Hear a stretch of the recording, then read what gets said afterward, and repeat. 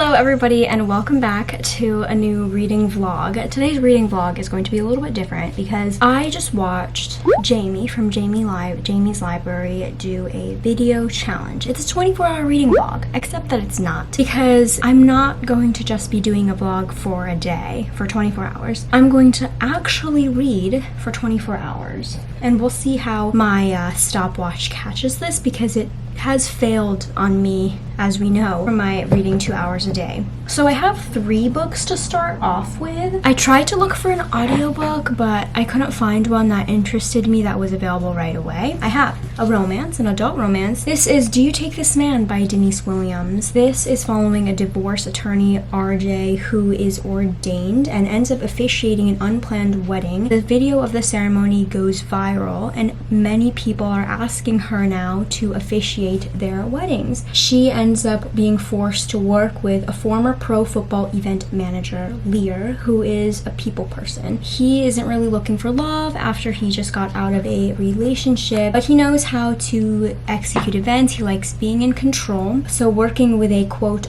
opinionated and inflexible officiant who can't stand him is not high on his list of things he enjoys. Sounds like the woman is the grump, actually, which sounds kind of funny. And then I have the infamous November 9th by Colleen Hoover. This will be the 3rd book that I read by her. And then I have The Attic Child, which was my September book of the month pick, by Lola, Jaye. This is a historical fiction. It is quite long. I believe it's almost 500 pages. Hopefully I like it, because I will be doing quite a bit of reading. It's already quite late in the day. I ended up just lounging a bit, and now I'm like picking an outfit for over the weekend because I'm having a girls' night. But this one is taking place over 2 different timelines. In the early 1900s, there is Celestine, who is taken from his homeland in Africa at 12 years old to be an unpaid slave for an English explorer, and he is locked away in the attic of the house. In 1974, Laura, or at least I think it's pronounced that because it's Lowra, a young orphan girl, is born into wealth and privilege, and she finds herself trapped in the same attic. She finds a message carved on the wall in an unknown language, and under the floorboard she finds a pen, a porcelain doll, and a beaded necklace, which provide her comfort when all hope is lost. She hopes that these will help her uncover the secrets of the attic. So these are the 3 books that I hope to start off with. I'm gonna do some reading now just to cool down a little bit, because I've been running around and putting things away. So hope you enjoy this vlog, and I hope I can actually reach this within a week at least. Hello, good morning. Last night I read just under an hour. I did a little bit of reading now to get over that 1 hour mark, and here we are. I'm reading Do You Take This Man by Denise Williams. The first sex scene has happened, kind of. It was like a little bit of a little intro into what could be happening, and I think that the next chapter they're gonna go all the way. It's steamy. It's very much enemies to lovers, but for like no reason, because RJ is just so mean. She's just a grump. She's really only like tough and mean to Lear. There's just something about him. They didn't have like a meet cute. They just met on really bad terms. He bumped into her, and RJ did not like that. And he also, at the end, Lear fucking had the nerve to tell RJ to smile, which he got told off by his cousin, who also is working with RJ. I'm liking it so far. It's fun. I'm liking the female grump, actually, because I don't remember if I've read a book like that. It's usually the man. It's been good. I have read a little over an hour, like I said, and I've read 118 pages. I'm feeling good about the pages that I will read for this vlog, but not so much the hours, because Jamie said that she was starting to lose her mind a little bit, and I'm afraid that I won't get it. So I scoured Libby yesterday to look for audiobooks that I could listen to tomorrow during my errand running. I have borrowed Red at the Bone by Jacqueline Woodson because it's only 4 hours, which I feel like will be perfect. And I also borrowed With the Fire on High by Elizabeth Acevedo, which is the only book by her that I have not read. I have read all her books via audio because they're written in verse, and I feel like rehearing her narrate it is kind of the way that I want to enjoy them. So I'm gonna sit here and continue reading.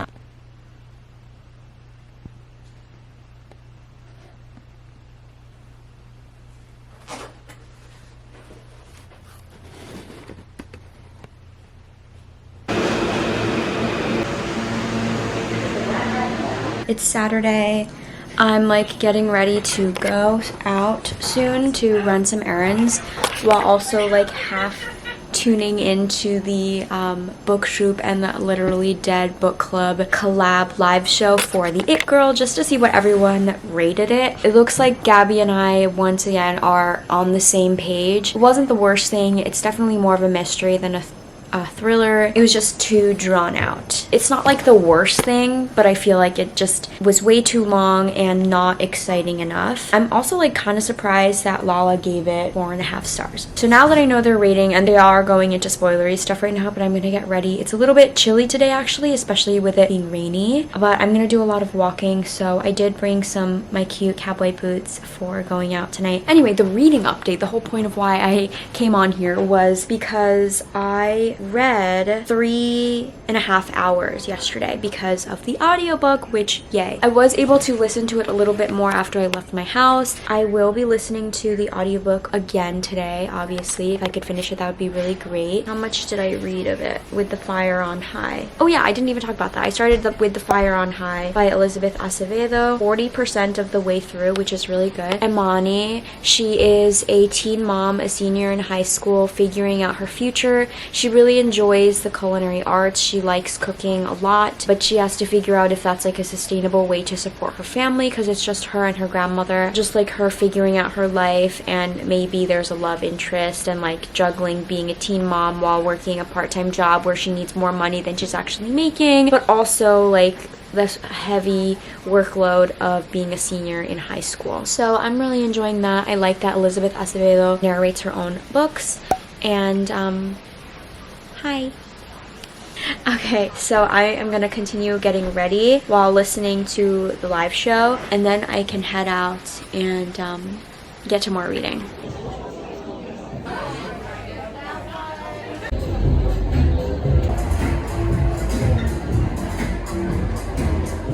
Hello! It started raining again as I was rushing back to the photo place to pick up my photos after an hour. I did some window shopping at Aritzia, and as you saw, I went to Sephora to pick up 2 items. I had a sample size of the JVN Hair Nourishing Shine Drops, so I wanted to get a full bottle of that. This one smells like amazing and I really like it, so happy that I have the full size now. I finally used up all of my CosRX Snail Mucin facial moisturizer. I saw this on someone's Instagram of their like dewy face routine, and it's another Korean brand, but I got the Innisfree Glow Jelly Cream with Jeju Cherry Blossom. It was so hectic at the Sephora in Soho. I got such a good workout because I've already walked like 17,000 steps, and I might walk to the West Village if it's not raining, which is another 30-minute walk because I have to walk across town. I realized that I forgot to go to the pharmacy, so I have to head back out. But on the way back, I finished listening to With the Fire on High, so I had to pick up a podcast. I now have 5 hours and 44 minutes under my belt, and I might start a new audiobook, especially if I'm gonna walk to the West Village. I really liked this. I don't know why, but because I'm not on my period anymore, it's not like I related really hard to this book, but the book made me a little bit emotional. There were times when I could have gotten really teary-eyed. Imani talks a lot about her struggling as a single mother, as a student, and I remember high school. High school was really hard, and high school for me was actually tougher than college, but I remember what that's like, and to have to juggle a job and raising a child while co-parenting someone who's not there and dealing with a lot of judgment from other people, a lot of double standards between her and maybe a non-person of color, maybe her and a white person, or her and the father of her child. Like, no one expects him to do this as much stuff as her, and it was really hard hearing about that, and also her kind of like estranged father who just disappears out of her life, and hearing the explanation of that. But I really liked this. I am giving it 4 stars. I thoroughly enjoyed it, and I think Malachi is so sweet. If you've seen Chicago Fire, the recent episode of the guy who's like new to the shift, I didn't see him in the most recent episode. I don't know where the hell he went. Insert a photo. I saw Malachi as him. Like, super soft, nice guy, really sweet. That's who I see him as. What's his fucking name? Mason. Yes, Mason. I just think Malachi was like such a sweet guy, so understanding, and I kind of liked that he kept kind of like chasing her, even though Imani like really was like, we're not friends, Malachi, like I don't know why you're giving me a nickname and shit. Those are my updates. I'm having a fun time reading. I'm really glad I chose to pick up an audiobook. However, I am a little bit worried about the 24-hour thing, especially because it's only been like 6 hours. I'm tired and I'm wet. Oh my gosh, my arms are so like heavy from literally just from carrying the toilet paper in my arms and the umbrella. Okay, I'm gonna quickly get ready. Oh, also I did start the book, but I decided I like have no idea what's going on. So I'm just gonna borrow it from the library because it's like 150 pages and I do really like Jacqueline Woodson's writing. I've used to read her a lot in middle school and elementary school. So I will revisit that. It's technically not a DNF, it's like putting it down. So I just returned it on Libby and I will just listen to a podcast. I'm now over 6 hours and I will cut my losses here. Probably won't read anything physically tonight and then pick up tomorrow. I'm surprisingly running late because turns out I had like -2 minutes to get ready. So I'm wearing a sweater vest over a black tight bodycon dress with my cowboy boots, and I'm just gonna wear my jean jacket with a white purse. I'm running late, surprisingly, because I'm always early. Let's go. I'm seemingly always in the same spot. I finished Do You Take This Man yesterday. I would go get it, but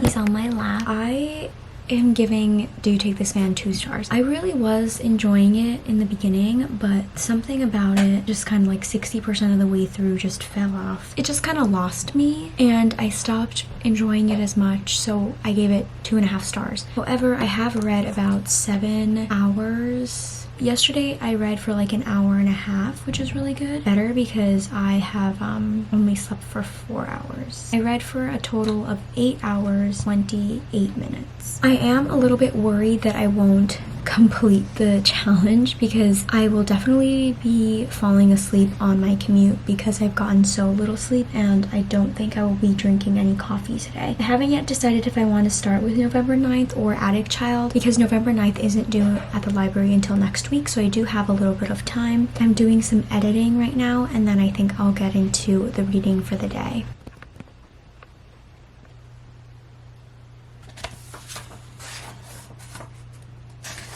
The winter sheets are now on. I have been reading a little bit. I also wanted to say that I'm really liking the new Innisfree moisturizer that I got because my skin feels really smooth. It feels soft. It's light, but it also texture-wise feels thick enough that it's going to hold up. Now that it's getting colder, my skin's definitely going to get drier. I have combination skin, but because of the 2020 quarantine, it's now airing on the dry side. I have read for maybe half an hour or so. I'm 44 pages into The Addict Child. I've only just started the perspective of Laura.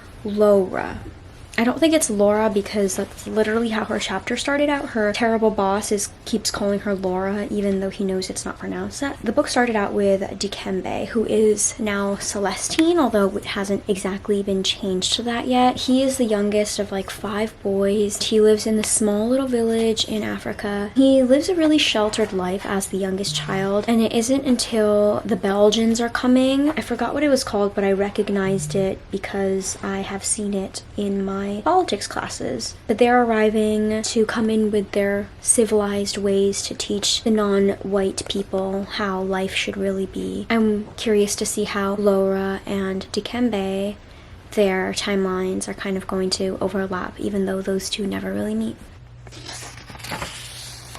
Good morning. It is raining yet again and it's getting quite cold. Like I actually needed a real jacket yesterday, not just a hoodie. It's getting really cold, especially in the morning, and Apollo, the dog who stays here, Popo, hates the rain. He hates getting his paws wet, so he has not been walking. My book of the month came, so I wanted to open that with y'all. I almost skipped this month. I have been doing that, I think, a lot. I'm like questioning whether or not I really want to continue the service a lot. So my friend Gina signed up with Book of the Month using my code, so I got some reaction pins. First, the bookmark of October says, I put my shelf first. And the book that I ended up going with is The Family Game by Catherine Steadman. It reminds me of this movie, I forget what it's called, of this couple who's about to get married, but they end up going on like a killing spree of each other to see if the family, if this new bride is like up for it and like can get down with the family. Anyway, on to my reading this update. I'm like genuinely worried that I'm not going to make it because I've only read about 11 or 12, almost 12 hours because I've been reading this morning. I am really enjoying The Attic Child. Now, I think her name, the pronunciation is Laura, because she said that her mom gave her the name based on her Spanish roots. Now Laura is figuring out who Celestine is, and now it's getting a little bit exciting. It's reminding me a little bit of The Lost Apothecary. Didn't really quite enjoy that one, but I kind of liked like the two different timelines in history and how they cross over. She's also recruited the help of a historian, I think, who is knowledgeable about the time period that Sir Richard was alive in which he took Celestine. I think Sir Richard took Celestine or Dikembe as part of a child trafficking thing, but also because he wanted a surrogate son, which is like super sad but doesn't excuse anything. And I'm curious to see because no one really seems to know who Celestine is. I am 150 pages into it so far. I'm gonna continue reading. I'll probably get a blanket just to get cuddled into.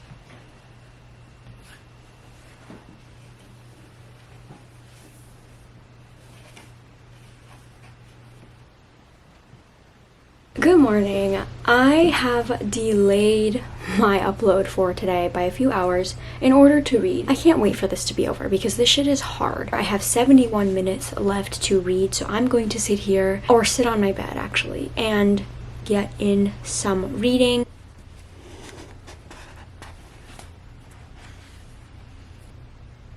My hour is up and I am once again reduced to one arm. Hello, but I'm in my cozy murderino wear.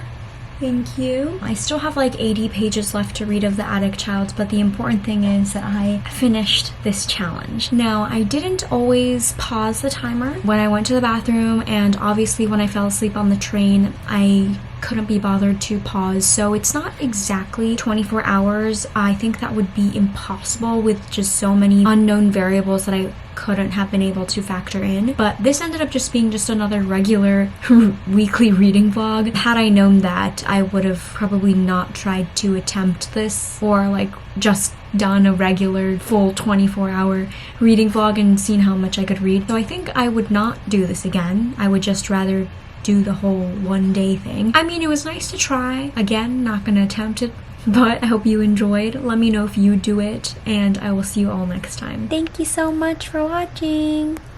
Bye.